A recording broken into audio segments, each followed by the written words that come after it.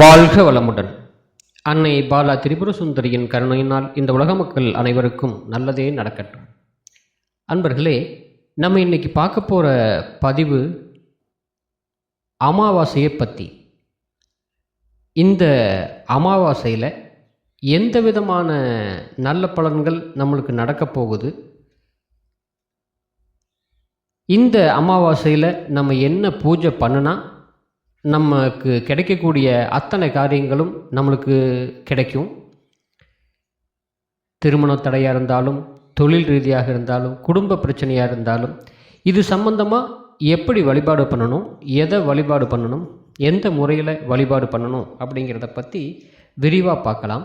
இந்த அமாவாசைக்கும் பரிகாரத்துக்கும் என்ன சம்பந்தம்னு கேட்கலாம். இப்போ அமாவாசையில் பெரும்பாலர் ஒரு சுப காரியங்களை எடுத்துக்கிறது இல்லை.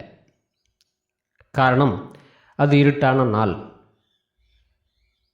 இன்னும் சொல்லணும் அப்படின்னாக்க, நிலவோட சந்திரனுடைய ஒளிக்கதிர் பூமிக்கு வராது அப்படின்னு சொல்லலாம். இதில் ஒரு சில பூஜைகள் நம்மளுக்கு வெற்றியை தரும் அப்படின்னு சொல்லி என்னோட தனிப்பட்ட கருத்து. அதை எப்படி வெற்றியை தரும், என்ன பூஜை வெற்றியை தரும் அப்படிங்கிறத பற்றியும் பார்க்கலாம். அந்த அமாவாசை வரக்கூடிய நாள், அந்த 29/8/2025 இரவு நம்மளுக்கு சனியும் பயிற்சியாக போகுது. அப்போது இந்த நாளில் மீன ராசிக்குள்ள அமாவாசையும் அந்த 6 கிரகங்களும் ஒன்றா சேர்ந்து இருக்கக்கூடிய நேரம். இந்த நேரத்தில் நம்ம பண்ணக்கூடிய வழிபாடு என்ன, இது எவ்வளவு சக்தி வாய்ந்தது அப்படிங்கிறத நம்ம பார்க்கலாம். எப்படி பார்க்கலாம் அப்படின்னாக்கா, விஞ்ஞான ரீதியாக நம்ம பார்க்கலாம். பரிகாரம் அப்படின்னு சொல்லி ஒன்று நம்மளுக்கு சொல்லி வச்சாங்க, அதை நம்ம பார்க்குறோம், செய்கிறோம். சில பரிகாரங்கள் வேலை செய்யுது, வேலை செய்யாமல் போகுது. அந்த பரிகார முறை எந்த அளவுக்கு, எந்த நேரத்தில், எந்த முறையில் நம்ம செய்யணும் அப்படிங்கிறது ஒரு ரூல் இருக்குது. அது பிரகாரம் அந்த பரிகாரத்தை செய்யும்போது நம்ம கேட்குற அத்தனையும், நாம் என்ன நினைக்கிறோமோ அந்த ஆசைகளை, நம்மளுக்கு வாழ்க்கைக்கு தேவையான, வாழ்வாதாரத்துக்கு தேவையான அடிப்படை தேவைகளை பூர்த்தி பண்ணிக்கக்கூடிய எந்த விஷயமாக இருந்தாலும் கட்டாயம் கிடைக்கும். இது எப்படி பிரபஞ்சத்திட்ட கேட்குறது, அல்லது கடவுள்கிட்ட கேட்குறது, இல்லை ஒரு மந்திர உச்சாடனங்கள் மூலியமாக எப்படி சொல்கிறது அப்படிங்கிறத பற்றி நம்ம பார்க்கலாம். இது ஆரம்ப காலகட்டங்களில் நமக்கு சொல்லி கொடுத்த ஒரு முறை தான். கடந்து வந்த பாதையில் சிறுக சிறுக கொஞ்சம் கொஞ்சமாக மறைஞ்சது. இப்போது இது நம்மளுக்கு விஞ்ஞான ரீதியாக இது எந்த முறையில் நம்மளுக்கு வேலை செய்யுது அப்படிங்கிறத பார்த்துட்டோம் அப்படின்னாக்கா ஒரு தெளிவு கிடைக்கும். அது செய்யும்போது நம்மளுக்கு ஒரு ஆத்ம திருப்தி ஏற்படும். சரி, அமாவாசை நாள் இன்னைக்கு வரக்கூடிய, இப்போ 28/3/2025 அன்னைக்கு வரக்கூடிய அந்த அமாவாசை எப்படி இருக்கும்? 29 சாயந்தரம் வரைக்கும் இருக்குது. 29/3/2025 வரைக்கும் இருக்கும். இந்த அமாவாசையில் இந்த சூரியனும் சந்திரனும் ஒரே நேர்கோட்டில், ஒரே டிகிரியில், ஒரே இடத்துக்கு வரும்போது சந்திரனோட நிழல் நம்மளுக்கு மறைக்கப்படும். இதுவே சந்திரன் நேர் 7ஆம் வீட்டில் இருக்கும்போது பௌர்ணமி நிலவாக நம்மளுக்கு இருக்கும். பௌர்ணமியை பற்றி இன்னும் விளக்கமாக இன்னொரு இதில் பார்ப்போம். இப்போ அமாவாசையை நம்ம பார்ப்போம். அது போக இந்த மீன ராசிக்குள்ள 6 கிரகங்களோட சேர்க்கை, சனி, ராகு, சுக்கிரன், புதன், சூரியன், சந்திரன், இது அத்தனை கிரகமும் நம்மளுக்கு மீனராசிக்குள்ளே ஒன்று சேர போகிறாங்க. இது ஏதாவது விபரீத நிகழ்வுகளை ஏற்படுத்திடுமா அப்படின்னு சொன்னால், ஏதோ ஒரு சின்ன ஒரு சமாச்சாரத்தை அது ஏற்படுத்த போகுது. நம்மளுடைய ஜாதகங்களில் நடக்கக்கூடிய தசாபுத்திகள் சாதகமாக இருக்கிற பட்சத்தில் பெரிய நிகழ்வுகள் நம்மளுக்கு, அதாவது தவறான, நம்மளுக்கு வேண்டாத செய்கைகள் நம்மளுக்கு நடக்காது. இருந்தாலும் அந்த நேரத்தில் நாம் இருக்கக்கூடிய இடம் ஒரு பூஜை செய்யக்கூடிய இடமாவோ, அல்லது ஒரு சன்னிதானமாவோ, அல்லது ஒரு அமைதியான ஒரு தியான மண்டபமோ இருந்தது அப்படின்னாக்கா இதிலிருந்து நம்மளால் தப்பிக்க முடியும் அப்படின்னு சொல்லலாம். சந்திரனும் சூரியனும் ஒன்று சேரும் போதும் ஒரு ராசி கட்டத்துக்குள்ளே ஒரு குறிப்பிட்ட இடத்துல குறிப்பிட்ட டிகிரியில் எல்லா கிரகமும் அந்த இடத்துக்கு சேரும்போது அதனோட ஒளிக்கதிர் ஒன்று பாதிக்கும். அப்போ நடக்கிற நம்மளுடைய ஜாதகத்தில் நடக்கக்கூடிய தசாபுத்திகள் பிரகாரம் அந்த சேர்க்கைக்கு தகுந்த மாதிரி அங்கே பாவகிரகம் இருக்குது, சுபகிரகம் இருக்குது. அப்போது நம்மளுடைய பொதுவாக அதாவது ஒரு பொதுவான கருத்து அப்படின்னா ஏதோ ஒரு ப்ராப்ளம் நம்மளுக்கு நடக்கும். அப்போ அந்த சமயத்தில் உண்டான என்ன பண்ணிக்கிட்டால் நாம் இது சரியாகும். இப்போ எல்லாத்துக்கும் இந்த மாதிரி நடக்கணுங்கிற அவசியம் இல்லை, நடக்கிறதுக்கும் வாய்ப்பில்லை. ஒரு சாரருக்கு மட்டும், ஏன் பலருக்கு இருக்கக்கூடிய வாய்ப்பு உண்டு. ஏன்னா எல்லா கிரகமும் அங்கே தான் இருக்குது. அதுக்கு என்ன வழிமுறை அப்படிங்கிறத பற்றி நம்ம இப்போ கொஞ்சம் தெரிஞ்சுக்கலாம். சரி, இப்போது அமாவாசை, சூரியன், சந்திரன் அப்படின்ட்டு 2 முக்கோணத்தை எடுத்துக்கோங்க. அதாவது ஒரு முக்கோணம் அப்படிங்கிறது நெருப்பு சார்ந்தது, அதாவது சிவனுக்கு உண்டானது. சிவபெருமானுடைய ஒரு முக்கோணம், ட்ரையாங்கிள்னு சொல்லுவோம் இல்லையா, அதுக்கு அடுத்தது சக்தி வடிவமான ஒரு முக்கோணம். இந்த சிவ வடிவமானது சூரியனுக்கும், சக்தி வடிவமான முக்கோணமும் அப்படிங்கிறது, அந்த ட்ரையாங்கிள் அப்படிங்கிறது சந்திரனுக்கும் சொந்தம். இந்த முக்கோணங்கள் ஒன்றோடு ஒன்று இணையும் போது, சேரும்போது ஒரு ஸ்டார் ஒன்று உருவாகும். இந்த இடம்தான், இந்த ரெண்டும் சேரக்கூடிய இடம்தான் அதிமுக்கியம் வாய்ந்தது அப்படின்னு சொல்லலாம். இப்போது இந்த 28/3/2025 அன்னைக்கு தொடங்கக்கூடிய இந்த அமாவாசை 29/3/2025 சனிக்கிழமை சாயந்தரம் 4:29க்கு முடியும். இந்த 4:29 மணிக்கு முடியக்கூடிய அமாவாசை சூரியனும் சந்திரனும் ஒரே நேர்கோட்டில் ஒரே டிகிரியில் இருக்கிறப்போ, அதாவது சூரியன் 14 பாகை 48 கலையிலையும், சந்திரன் 14 பாகை 48 கலையிலையும் இருக்கக்கூடிய நேரம் அதிமுக்கியமானது. இது ரொம்ப சக்தி வாய்ந்த நேரம் அப்படின்னு சொல்லலாம். அந்த நேரத்தில் நம்ம செய்யக்கூடிய காரியங்கள், நம்ம வேண்டக்கூடிய நம்மளுடைய எண்ணங்கள் பிரபஞ்சத்துக்கு போய் அது நம்மளுக்கு என்ன வேணுமோ அதை அப்படியே திருப்பி கொடுக்கக்கூடிய வாய்ப்பு நம்மளுக்கு கட்டாயம் உண்டு. இப்போது நேராக பிரபஞ்சம் அப்படின்னு சொல்லிட்டா நம்ம அங்கே எங்கே போய் சேர்றது அப்படின்னு நம்மளுக்கு தெரியாமல் போகும். அப்படிங்கிறதுனால ஒரு வழிபாட்டு முறை எடுத்துக்கலாம். அதன் மூலிமா சிறுக கொஞ்சம் கொஞ்சமாக நம்முடைய ஆழ்நிலை தியானத்துக்கு உள்ளே போய் நம்முடைய எண்ணங்களை பிரபஞ்சத்துக்கு கொண்டுட்டு போக முடியும். இதுக்கு ஒரு அமைதியாக ஒரு இடத்துக்கு உட்காரணும். சரி, இந்த பர்டிகுலரான அந்த நேரம் சரியாக ஒரு 4:29க்கு அந்த டிகிரியில் ஒன்று சேரும். இதில் முன்னாடி ஒரு 10 நிமிஷம் அல்லது 1/4 மணி நேரம், இதுக்கு அடுத்து 4:29க்கு அடுத்து ஒரு 1/4 மணி நேரம் இல்லை அரை மணி நேரமே எடுத்துக்கலாம். முன்னாடி அரை மணி நேரம், பின்னாடி அரை மணி நேரம் எடுத்துக்கலாம். இந்த நேரங்களில் பண்ணக்கூடிய பூஜை முறையும், இந்த நேரத்தில் பண்ணக்கூடிய அர்ச்சனையும், இந்த நேரத்தில் பண்ணக்கூடிய வேண்டுதல்களையும் முழுசாக நிறைவேற்றி கொடுக்கக்கூடிய முழு அதிகாரம் உண்டு.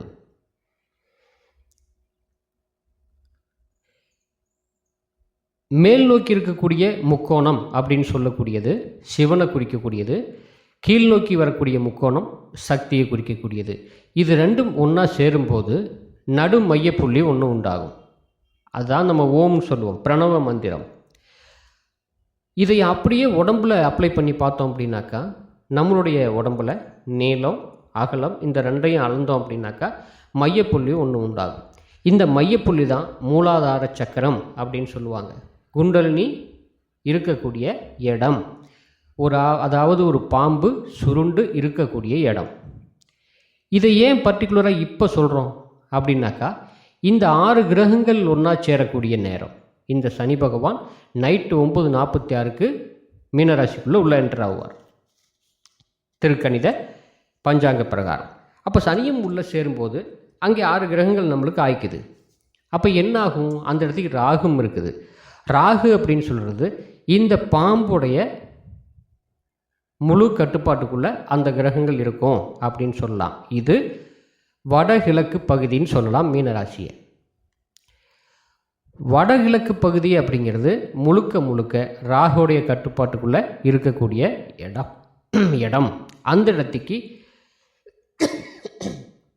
காந்த அலைச்சுழல் அதிகமாக இருக்கும், ஈர்ப்பு சக்தி அதிகமாக இருக்கும்.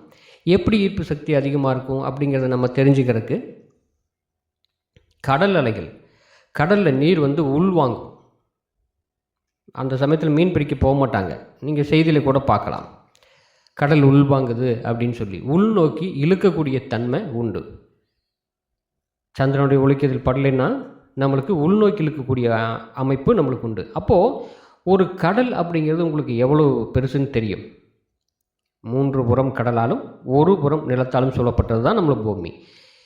இப்படி இருக்கும்போது 3 பக்கம் இருக்கிற கடல் உள்வாங்கும் போது எவ்வளோ பெரிய அழுத்தம் உள்நோக்கி இழுக்கும். அதே போல் ஒவ்வொரு மனிதனுடைய, ஒவ்வொரு ஜீவராசியோடைய கருமையும் உள்நோக்கி இழுக்கும். அந்த உள்நோக்கி இழுக்கக்கூடிய நேரத்தில் நாம் என்ன பண்ணணும்? ஒரு கடுமையான வேலையோ இல்லை அதிகப்படியான உணவோ இல்லை இந்த அசைவ உணவு எடுத்துக்கிறதோ, கொஞ்சம் ஹார்டான ஃபுட் எடுத்துக்கிறது அப்படிங்கிறது ஜீரணமாகாதுன்னு சொல்லி வச்சாங்க. அதனால் உபவாசம் இருக்க சொல்கிறாங்க. அந்த இடத்துக்கு உடம்புக்கு நல்லது. மற்ற உறுப்புகள் தேவையில்லாத வேலை செய்யாது. ஜீரண உறுப்புகள் வேலை செய்யாமல் அமைதியாக இருந்தது அப்படின்னா அந்த பார்ட் கெட்டு போகாது. அதையே எத்தனாயிரம் வருஷத்துக்கு முன்னாடி கண்டுபிடிச்சி சொல்லியிருக்காங்க அப்படிங்கிறது தான் நம்மளுக்கு முக்கியம். இன்றைக்கி நாம் வியாக்கியானம் பேச முடியாது, தெரிஞ்சுக்கிட்டோம் அப்படிங்கிறதுனால. ஆனால் அன்னைக்கு சொல்லி வைக்கல அப்படின்னா இந்த சமாச்சாரம் நம்மளுக்கு தெரியவே தெரியாது. அதையே சாப்பிட வேண்டாம்னு நம்மளுக்கு சொல்லி வச்சாங்க. காரணம், ஜீரணமாகாது, உள்நோக்கி இழுக்கும் அப்படின்னு சொல்லுவாங்க. எந்த பகுதி உள்நோக்கி இழுக்கும்? மூலாதாரம், மையப்புள்ளி. இந்த சமயத்தில் நாம் அமைதியான ஒரு இடத்துல ஒரு மெடிடேஷன் பண்ணலாம், ஒரு கடவுள் வழிபாடு எடுத்துக்கலாம். அமைதியான முறையில் உட்காந்துட்டு இருந்தோம் அப்படின்னாக்கா நம்மளுக்கு எந்த ஒரு தசாபுத்திகள் நடந்தாலும், எந்த வித தொந்தரவுகள் தரக்கூடியது இருந்தாலும் தேவையில்லாத பிரச்சனையை கட்டாயம் இந்த உடலுக்கு கொடுக்காது அப்படின்னு சொல்லி 100% சொல்லலாம். இந்த முக்கோணம் 2 ஒன்று சேர்ந்த பிறகு ஒரு ஸ்டார் மாதிரி விலகும் இல்லையா? அந்த சரவணபவ அப்படின்னு சொல்லக்கூடிய சக்கரம் தான் அதுன்னு சொல்லி சொல்லலாம். இந்த சக்கரம் அதிவேகமாக சுழலுதுன்னு வச்சுக்கோங்க. பூமி எப்படி சுற்றுதோ அதே மாதிரி சுற்றுச்சு அப்படின்னாக்க அந்த இடம் மையப்புள்ளி ஒன்று உண்டாகும். அந்த இடத்துக்கு தான் அந்த ஓம்ங்கிற ஒரு சவுண்டு உருவாகும்.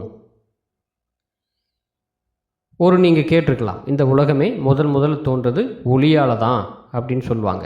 அப்போது அந்த சவுண்டு எப்படி இருக்கும் அப்படின்னா ஓம்ங்கிற அந்த பிரணவ மந்திரத்தை ஒலிக்கும், உச்சரிக்கும் அப்படின்னு சொல்லி அந்த அமைதியான நிலைமையில் அந்த ஓம்ங்கிற அந்த சவுண்டு வரக்கூடிய தன்மையை நம்ம காதில் வாங்கக்கூடிய அளவுக்கு நம்ம மனசை பக்குவப்படுத்திக்கணும், அமைதியான முறையில் இருக்கணும்.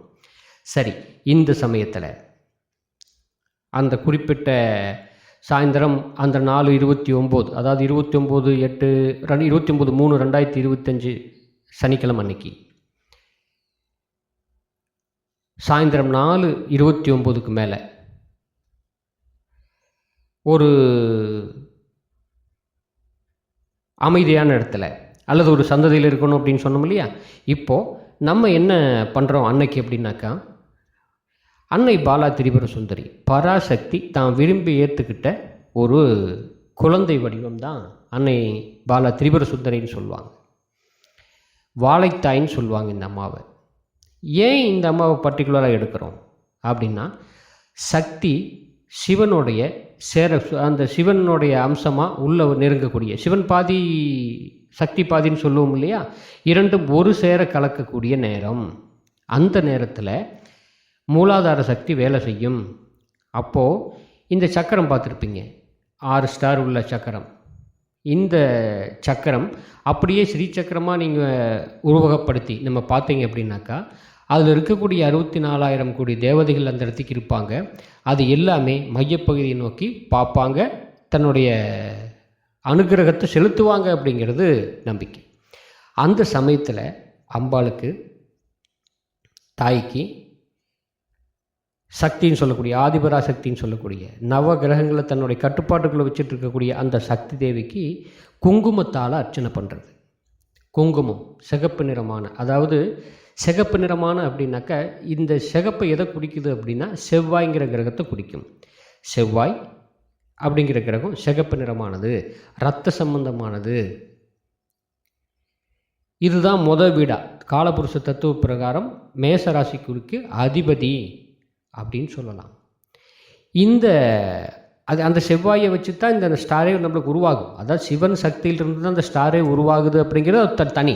இதிலிருந்து தான் ஆறுமுகல் பிறந்தார் அப்படிங்கிறது ஒரு தனி சப்ஜெக்ட். அதுவும் விஞ்ஞானம் மூலிமா தெளிவாக நம்மளால் கண்டுபிடிச்சிட முடியும், அதை நீங்கள் தெரிஞ்சுக்க முடியும். அதை இன்னொரு இடத்துல பார்க்கலாம். இப்போது இந்த சேரக்கூடிய நேரத்தில் குங்குமத்தில் அர்ச்சனை செய்யும்போது ஒரு 1008 முறை அந்த குங்கும அர்ச்சனையை நம்ம செய்யும்போது யார் என்ன நினைச்சாலும், என்ன எண்ணங்கள் நமக்குள்ளே ஓடினாலும், என்ன வேண்டுதல்கள் இருந்தாலும், என்ன கர்ம தோஷங்கள் இருந்தாலும், முன்னோர்கள் தோஷத்து மூலிமா என் குடும்பம் பாதிச்சுட்டு வருதுன்னு சொல்கிறாங்க,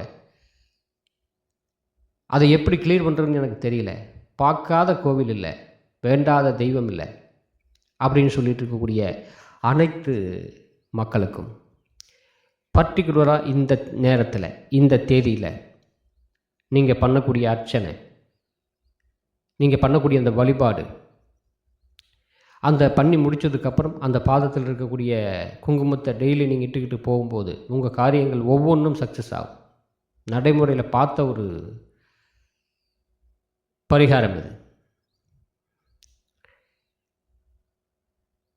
இந்த பரிகாரம் இப்போது 2வது முறையாக இந்த நம்மளுடைய பாலாப்பீடத்தில் செய்யப்படுது. வரக்கூடிய அமாவாசை அன்னைக்கு உங்களுடைய நட்சத்திரம், ராசி அல்லது டேட் ஆஃப் பர்த் டைம் இது நம்மளுக்கு இருந்தது அப்படின்னாவே உங்களுக்காக அந்த அர்ச்சனை உங்களுக்கு செய்யப்படும் அப்படின்னு சொல்லலாம். அன்னைக்கும் அதே நேரத்திலும் ஸ்ரீசக்கர பூஜையும் ஸ்ரீசக்கரம் வச்சு அந்த இடத்துக்கு வழிபாடு பண்ணுறோம். இந்த ஸ்ரீசக்கரம் அப்படிங்கிறது எதையுமே, அதாவது உள்வாங்கக்கூடிய தன்மை நம்மளுக்கு உண்டு. எங்கே உள்வாங்கி வைக்கும்? அந்த நாம் சொன்ன மையப்புள்ளி, அந்த ஓம்ங்கிற புள்ளி இருக்கு இல்லையா, அந்த இடத்துல உள்வாங்கி எல்லாம் வைக்கும். அந்த பூஜையை முடிச்சுட்டு திரும்பி எந்த இடத்துக்கு இந்த ஸ்ரீசக்கரத்தை வைக்கிறோமோ அந்த இடத்துக்கு அதை அப்படியே வைப்ரேஷன் வெளிப்படுத்தும். நெகட்டிவ் எனர்ஜி உள்ளே வராது. செய்வனை, சூனியம், திருஷ்டி தோஷம் இது எல்லாமே கிட்ட வராது. அந்த வைப்ரேஷன் அந்த கேட்டை தாண்டி தான் நிற்குமே தவிர உள்ளுக்குள்ளே என்ட்ராகவே ஆகாது. அன்னைக்கு வேண்டக்கூடிய வேண்டுதல்கள் எதுவாக வேண்டாலும், மெயின் திருமணம், ஏன்னா செவ்வாய் சம்பந்தப்படுது.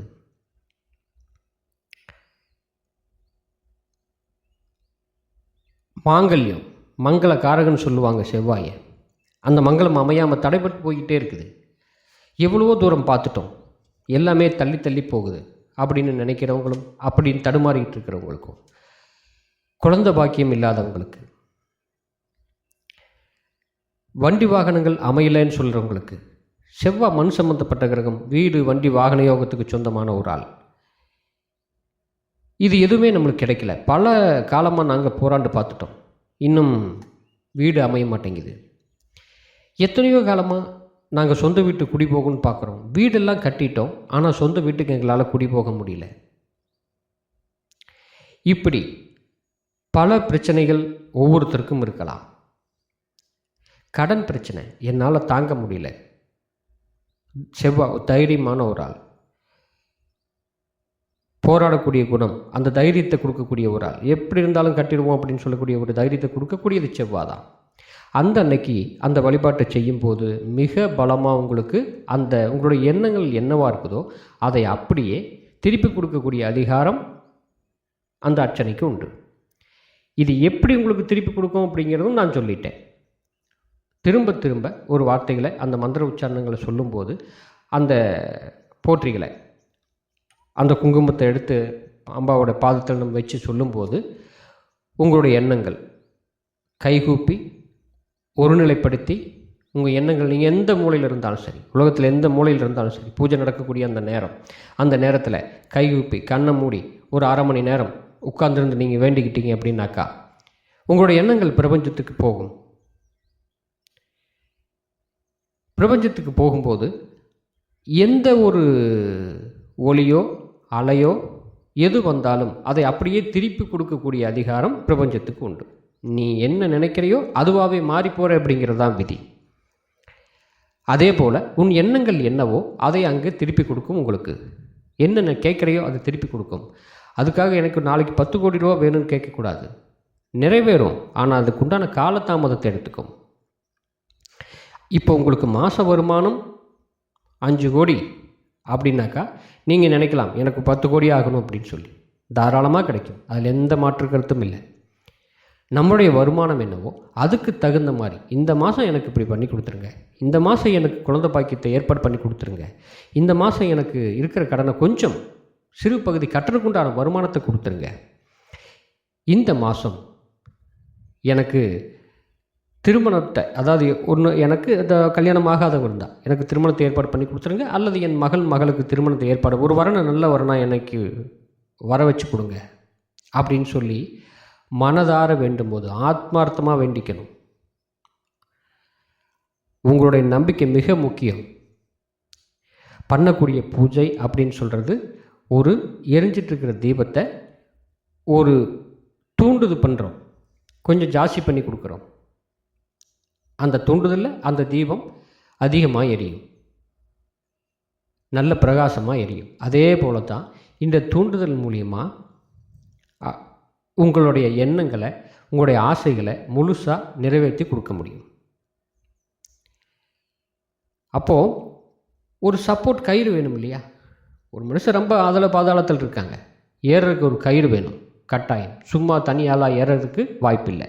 ஏதோ ஒரு பிடிமானம் வேணும். அந்த பிடிமானம் இந்த கடவுள் நம்பிக்கை, கடவுள் மேலே இருக்கக்கூடிய பற்று, தீவிரமான பற்று, அசைக்க முடியாத நம்பிக்கை. என்ன வேணாலும் நீங்கள் காலை பிடிச்சிக்கணும், எனக்கு நீ நிறைவேற்றி கொடு அப்படின்னு சொல்லி அதுக்கிட்ட நீங்கள் பிடி தளரவே கூடாது.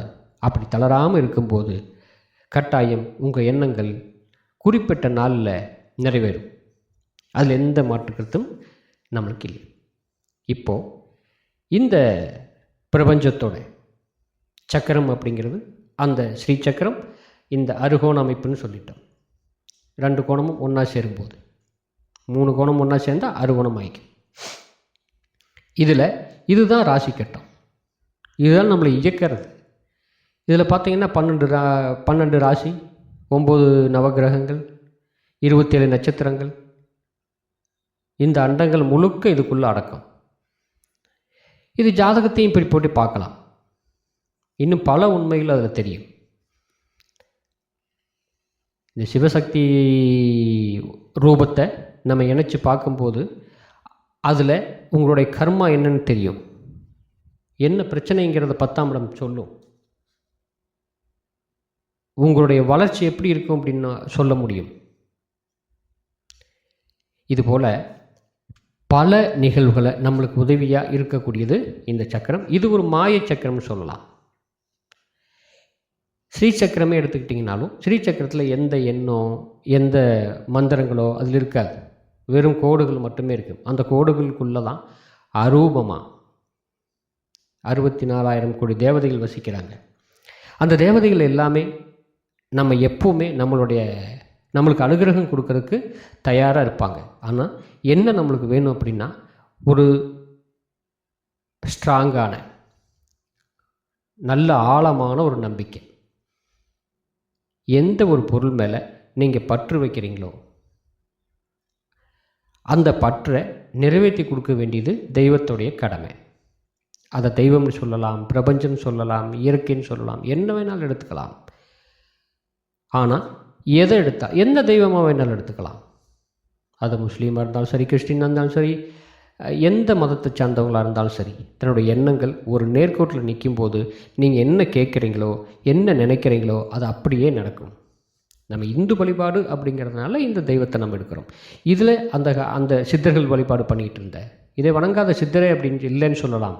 அன்னை ஸ்ரீ பாலா திரிபுர சுந்தரி வாழைத்தாயின்னு சொல்லலாம். இதனுடைய பாதங்களில் கடந்த 2 வருட காலமாக இதுக்கு பூஜை முறைகள் பண்ணி 1 வருஷத்துக்கு அப்புறம் இது தன்னுடைய அனுகிரகத்தை வெளியே கொடுக்கும் அப்படின்னு சித்தர்களால் சொல்லப்பட்ட ஒன்று. அதன் மூலிமா இந்த அம்மாவுடைய பாதத்தில் செய்யக்கூடிய அந்த குங்கும அர்ச்சனை அப்படின்னு சொல்கிறது அம்மாவை குளிர்ச்சிப்படுத்தி மாங்கல்ய சம்பந்தப்பட்ட, வீடு சம்பந்தப்பட்ட அனைத்து காரியங்களும் இது 2 மட்டும் இல்லாமல் இருக்கக்கூடிய அத்தனை பிரச்சனைகளும் தீர்க்கக்கூடிய முழு அதிகாரம் இந்த அர்ச்சனைக்கு உண்டு. இதில் உங்களுக்கு எந்த டவுட் இருந்தாலும் சரி, இல்லை இதை நம்ம குங்கும அர்ச்சனையை பண்ணலாம் அப்படிங்கிற எண்ணங்கள் இருந்தது அப்படின்னா உங்களுக்கு நம்பர் அதில் இருக்கும். அந்த நம்பருக்கு கூப்பிட்டு கான்டாக்ட் பண்ணி நீங்கள் அப்பாயின்மெண்ட் வாங்கிக்கலாம். முன்னாடியே ஒரு 2 அல்லது 3 நாளைக்கு முன்னாடியே, இது முன்னாடி நான் கொடுத்துருக்கணும், டைம் ஆயிடுச்சு, இருந்தாலும் காலதாமதத்துக்கு மன்னிக்கணும்.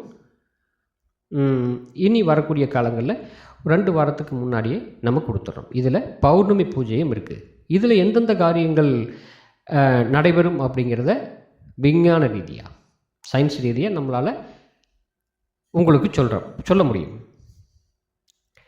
வாழ்க வளமுடன். உங்களுடைய எண்ணங்கள் எதுவாக இருந்தாலும் மேல் இருக்கிற நம்பருக்கு கான்டாக்ட் பண்ணி நீங்கள் பேசிக்கலாம். மீண்டும் அடுத்த பதிவில் பாலா.